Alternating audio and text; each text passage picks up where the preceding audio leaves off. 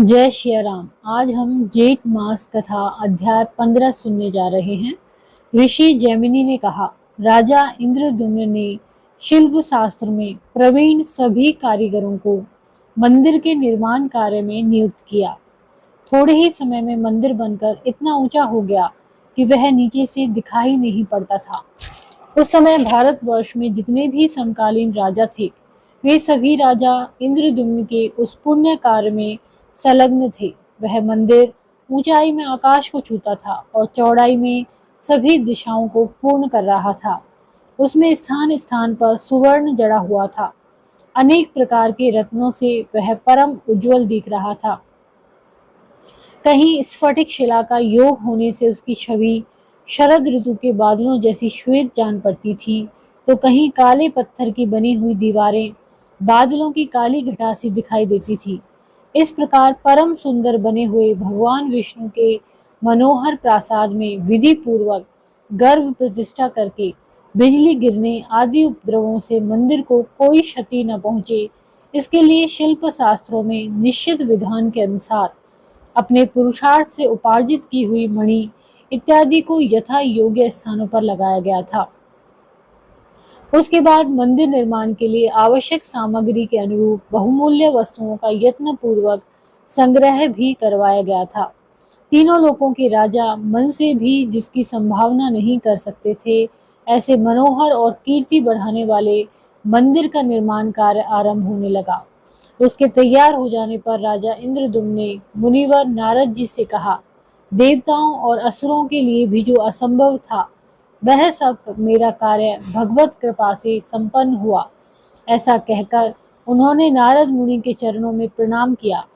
नारद मुनि ने राजा को उठाकर उनका सत्कार किया और उनसे कहा, हे राजन, इस समय तुम जीवन मुक्त हो गए हो। भगवान के चरणार बिंदों में अनन्य भक्ति पूर्वक तुम्हारा चित्त जिस प्रकार लगा हुआ है, उससे बढ़कर मनुष्य के लिए और कौन सा पुरुषार्थ हो सकता है। हे भूपाल तीर्थ, मंत्र जप दान बहुत दक्षिणा वाले यज्ञ व्रत स्वाध्याय और तपस्या से भी जिसे प्राप्त करना असंभव है, वही केवल भक्ति से तुम्हारे हाथ में आ गया है। हे राजेंद्र, तुम दीर्घ काल तक पृथ्वी पर स्थित रहकर बड़े बड़े उत्सवों और उपचारों द्वारा जगन्नाथ जी की उत्कृष्ट सेवा पूजा करो। तत्पश्चात राजा इंद्रद्युम्न ने जगन्नाथ जी को दंडवत प्रणाम किया और उनकी स्तुति करते हुए इस प्रकार कहने लगे। राजा ने कहा, ब्राह्मण देव, भगवान को नमस्कार है। गौओं और ब्राह्मणों के हितेश शरणागतों का दुख दूर करने वाले तथा चार पुरुषार्थों के एकमात्र हेतु भगवान श्री हरि को नमस्कार है। हिरण्य गर्भ रूप पुरुष और प्राकृत व्यक्त जगत दोनों आपके स्वरूप हैं, आपको नमस्कार है। शुद्ध ज्ञान स्वरूप सच्चिदानंदमय भगवान वासुदेव को नमस्कार है। इस प्रकार स्तुति करते हुए राजा के नेत्रों में आंसू भर आए।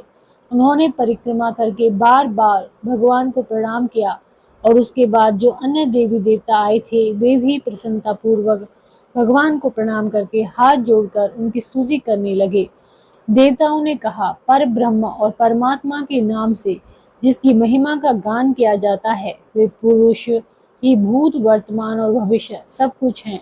इतनी उनकी महिमा है। यह परम पुरुष श्री हरि सबसे ज्येष्ठ और सबके स्वामी हैं। संपूर्ण विश्व इसके एक अंश में स्थित है। इनका शेष 3 अंश विशुद्ध अमृत स्वरूप है, जो परम वन में विराजमान है। हे भगवान, वह अमृत में पुरुष आप ही हैं। आपसे ही वेद प्रकट हुए हैं। यज्ञ में पुरुष भी आपसे ही उत्पन्न हैं। आपसे ही घोड़े, गौ और भेड़ आदि पशु उत्पन्न हुए हैं। ब्राह्मण आपके मुख से प्रकट हुए हैं। क्षत्रिय आपकी भुजाओं से उत्पन्न हैं। वैश्यों का जन्म आपके उरु से हुआ है और शूद्र आपके चरणों से प्राप्त हुए हैं। आपके मन से चंद्रमा, नेत्र से सूर्य, कानों और प्राणों से वायु और जीवा से अग्नि की उत्पत्ति हुई है। आपकी नाभि से आकाश, मस्तक से स्वर्ग, पैरों से पृथ्वी और कानों से 8 दिशाएं प्रकट हुई हैं। आपसे ही यज्ञ कुंड की 7 परिधियां और 21 संविदाएं प्रकट हुई हैं। समस्त चराचर भाव आपसे ही उत्पन्न हुए हैं। आप ही संपूर्ण जगत के स्वामी और संरक्षक हैं। हे परमेश्वर, भयानक रूप धारण करके सृष्टि का संहार करने वाले भी आप ही हैं। आप ही यज्ञ अंश, यज्ञेश और परमात्पर परमात्मा हैं। आप शब्द ब्रह्म से परे और शब्द ब्रह्म रूप हैं। हे जगन्नाथ, आप ही विश्वराट, स्वराट और विराट हैं। हे जगतपति, आप जगत स्वरूप हैं। आपने ही ऊपर नीचे और दाएं बाएं संपूर्ण विश्व को व्याप्त कर रखा है। आपका यज्ञ करने वाले पुरुष परम धाम को प्राप्त होते हैं। आप ही भोज्य, भोक्ता, भविष्य होता, हवन और उसके फलदाता हैं। हे प्रभु, आप समस्त कर्मों के भोक्ता, सर्व कर्म स्वरूप, सब कर्मों के उपकरण और संपूर्ण कर्मों के फल देने वाले हैं। आप ही सत्कर्मों के लिए प्रेरणा देते हैं।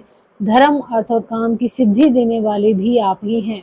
आपका कहीं अंत नहीं है। आपके सहस्त्रों स्वरूप, सहस्त्रों पैर, नेत्र, मस्तक, उरु और भुजाएं हैं। आपको नमस्कार है। सहस्त्र कोटि युगों को धारण करने वाले और सहस्त्र नामों वाले आप सनातन पुरुष को हम नमस्कार करते हैं। आपकी सृष्टि में आपके समान दीनों की रक्षा करने वाला दूसरा कोई नहीं है। दीनों और अनाथों के एकमात्र आश्रय आप ही हैं।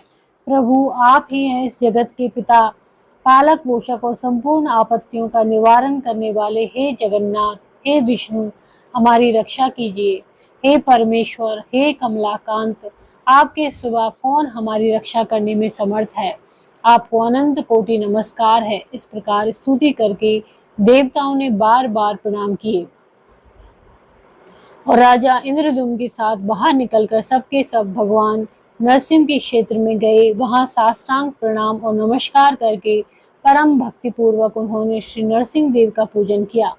उसके बाद वे सभी नीलाचल के शिखर पर, जहां उत्तम प्रसाद का निर्माण हुआ था, वहां पर गए।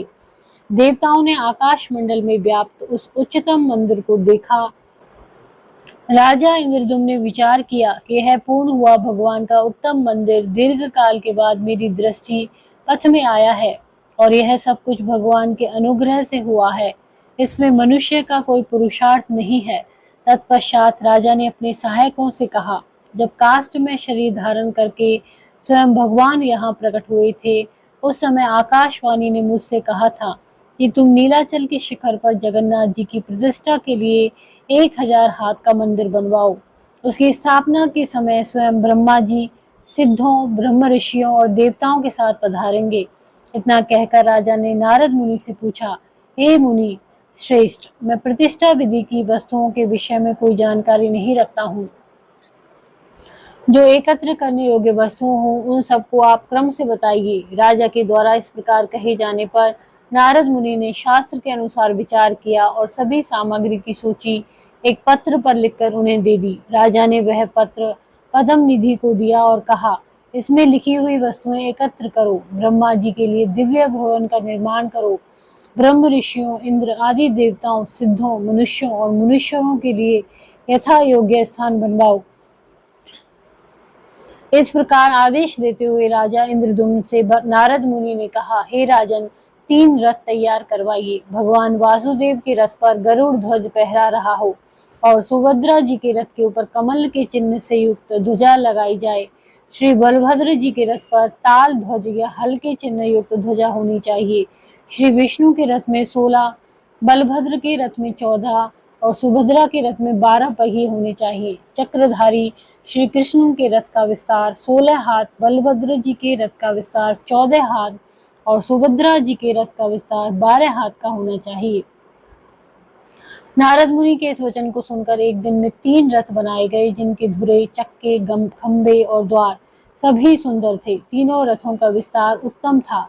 सब में सुंदर ध्वजा पताकाएं लगी थी। नाना प्रकार की चित्रकारी से वे तीनों रथ बड़े मनोहर प्रतीत होते थे। उनमें लगाम और बागडोर से युक्त वायु के समान वेग वाले सैकड़ों सफेद घोड़े जुते हुए थे और नारद मुनि ने शास्त्र के अनुकूल विधि से इन रथों की प्रतिष्ठा की।